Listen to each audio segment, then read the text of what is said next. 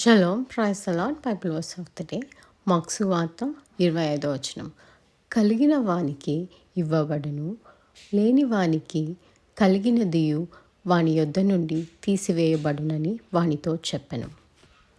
మనం ఇంకోలా మాట్లాడుకున్నట్లయితే, నమ్మకం కలిగిన వానికి ఇవ్వబడును, లేని వానికి కలిగిన నమ్మకం కూడా వాని నుండి తీయబడును. అంటే దేవుని మీద నమ్మకం మనకి ఎంత ఎక్కువ ఉంటే అది ఇంకాస్త పెరుగుతుందే కానీ తగ్గదు.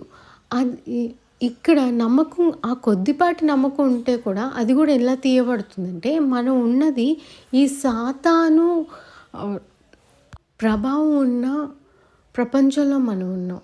మీకు కొద్దిపాటి నమ్మకున్నా ఆ సాతాను ఏం చెప్తుంది, నీది ఈ మాత్రంది దేవుడు చేయాలా, నువ్వు చేసిందే, దేవుడు నీకు చేసింది ఏమీ లేదు, దేవుడు నీకే కాదు అందరికీ చేశారు, నువ్వు స్పెషల్ కాదు, అలా చెప్పి నీకున్న ఆ కొద్దిపాటి నమ్మకాన్ని కూడా తీసేస్తుంది.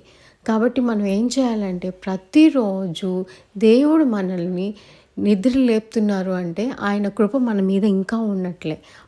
మనం ఆయన కార్యాన్ని ఇంకా మనం చేయాల్సింది మనకి ఇంకా ఉంది అని చెప్పి గుర్తు చేసుకొని, ఆయన మన కోసం ఎన్ని కార్యాలు ఏమేమి చేశారని రోజు ఆయన కోసం కృతజ్ఞతాస్తుతులు చెప్పి ఆయన్ని గుర్తు చేసుకోవాలి. ఆయన మన కోసం చేసినవి, మన చేసిన తప్పులు ఆయన శిలువపై వేలాడారు, చనిపోయారు. మన చేసిన తప్పులకి ఆయన శిక్షను అనుభవించారు. దానికి మనం థ్యాంక్స్ గివింగ్ చేయాలి. మళ్ళీ ఆయన మన రోజువారీ జీవితంలో కూడా మన వెంటే ఉండి మనకు కావాల్సినప్పుడు ప్రతిసారి యేసయ్యా అని అడగగానే మనకు సహాయం చేయడానికి ఆయన మాత్రమే వచ్చారు.